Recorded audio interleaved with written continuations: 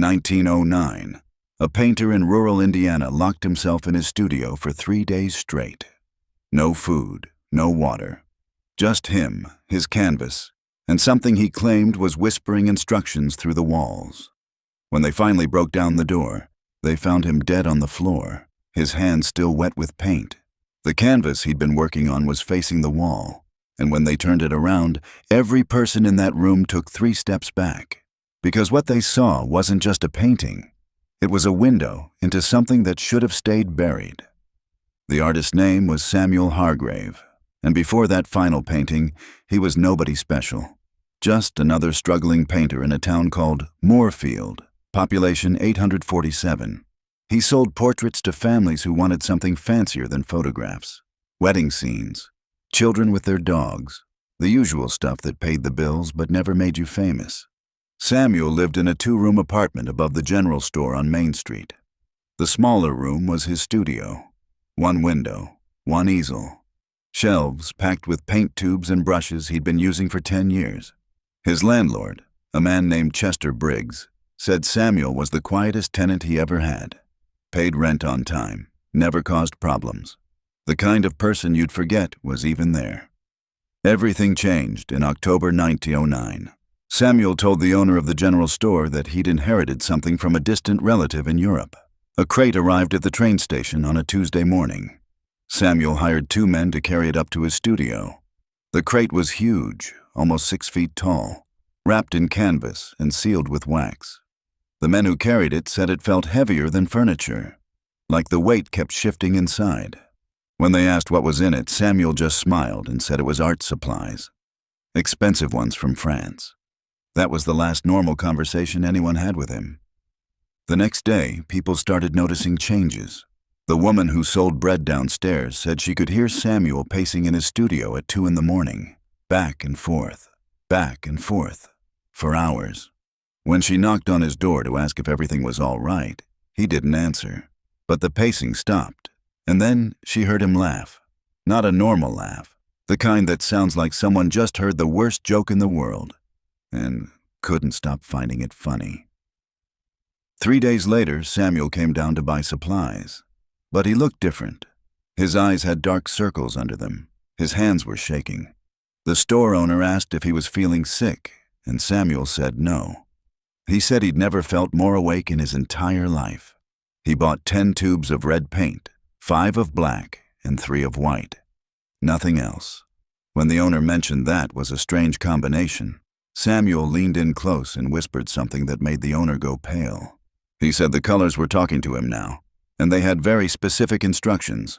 After that, Samuel didn't come out of his studio at all.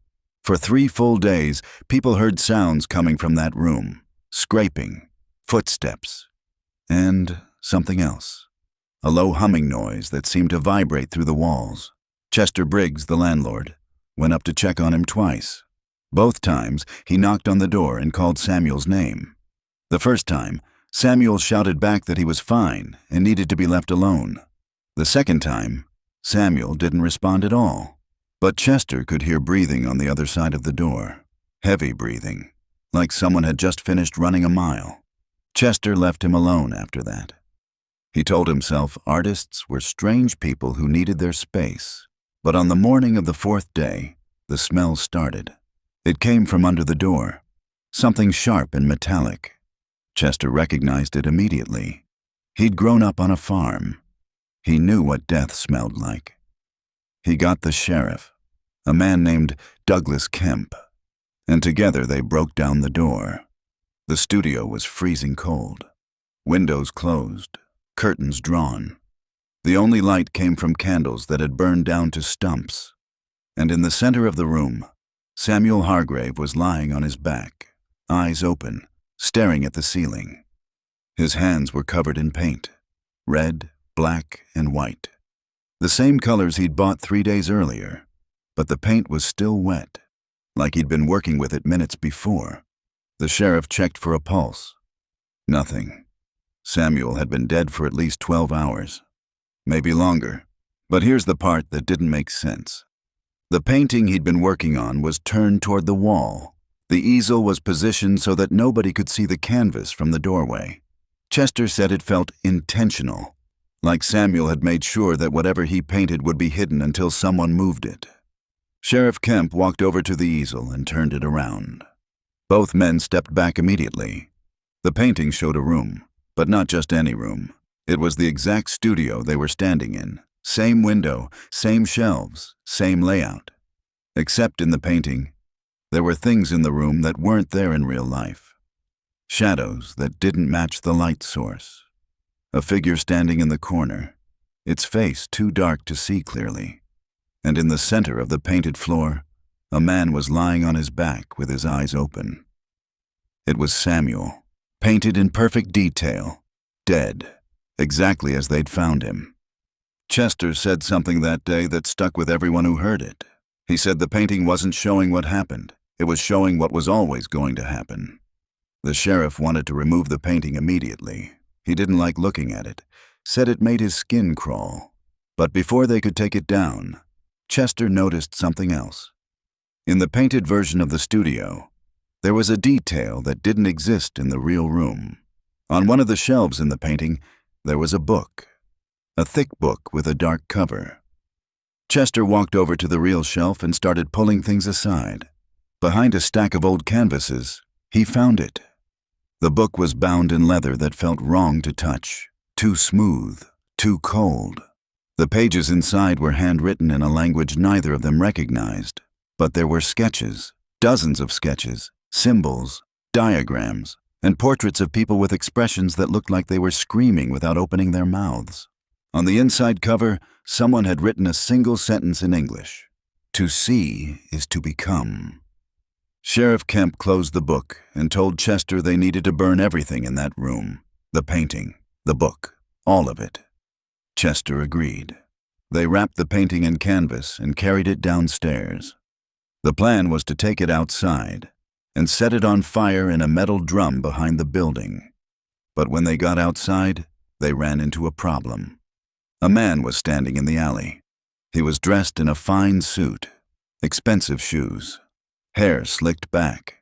He looked completely out of place in a town like Moorfield.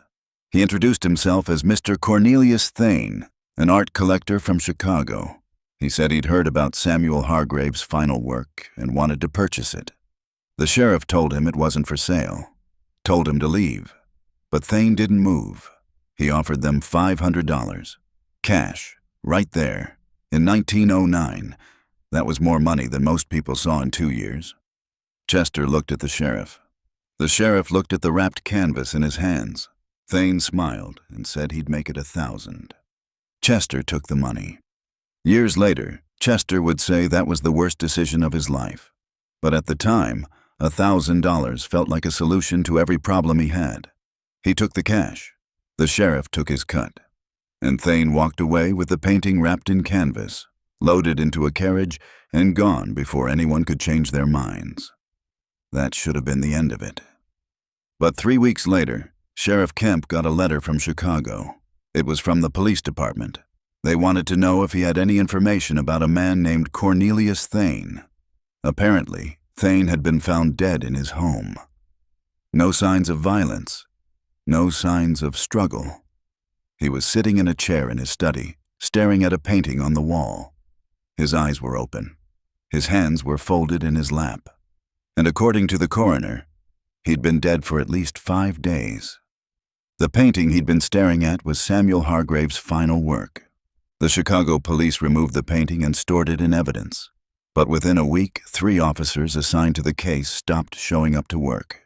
One of them was found wandering the streets at night, talking to himself about colors that moved when you weren't looking. Another one quit the force and moved to California without telling anyone. The third one was found in his apartment, sitting in the dark with every curtain drawn, staring at a blank wall. The painting was transferred to a private storage facility, locked away, forgotten, until 1924. A museum curator in Indianapolis heard about the painting through old police records. He thought it would make a fascinating addition to an exhibit about local folklore. He tracked down the storage facility, retrieved the painting, and brought it to the museum. It was displayed for exactly 6 days before the museum director ordered it removed. Visitors kept complaining. They said the painting made them feel sick, dizzy. Some people said they could hear whispering when they stood too close. One woman claimed she saw the figure in the corner of the painted room move, just slightly, like it had turned its head to look at her. The museum director didn't believe in any of that, but he also didn't want the complaints. So he had the painting taken down and stored in the basement. 2 weeks later, a security guard doing his rounds found the painting leaning against a wall in a hallway, not in the basement. Up on the second floor, right outside the exhibit room where it had originally been displayed. The guard checked the logs. No one had moved it. No one had even been in the basement that night except him. He put the painting back in storage, locked the door, went home. The next morning, it was back in the hallway. After that, no one wanted to touch it. The museum director tried to donate it to other institutions. No one would take it. He tried to sell it. No buyers. Finally, he had it crated up and shipped to a warehouse outside the city. He paid for permanent storage, told the warehouse owner to never open the crate. Just keep it locked up and send him a bill every year. That warehouse is still there. The crate is still inside, sealed, untouched. Or at least that's what the records say. But here's the thing about records. They only tell you what people want you to know. In 2003, a grad student researching Indiana folklore found references to the painting in old newspaper archives. She contacted the warehouse. They confirmed the crate was still there. She asked if she could examine it. They said no. She offered to pay. They said no. She asked why. They said the owner left very specific instructions in his will. The crate was never to be opened, never to be moved, and if anyone ever tried to force the issue, the warehouse had legal authority to destroy it. The grad student asked what was so dangerous about a painting. The warehouse manager told her he didn't know, but his grandfather, the original owner, had seen what was inside the crate once. Just once, and he never talked about it. Not to his family, not to his friends. But he did leave a note in the company records. It said, "Some things are painted because they need to exist somewhere other than the mind. And once they exist, they don't stop." The warehouse is still operating today. The crate is still there, sealed, locked, collecting dust in a corner where no one goes unless they have to. And according to the current owner, there's one rule every employee knows. If you hear something tapping from inside that crate, you walk away. You don't investigate, you don't report it, you just walk away and pretend you didn't hear anything. Because the moment you acknowledge it, the moment you admit that something inside is trying to get out, that's when it knows you're listening. And that's when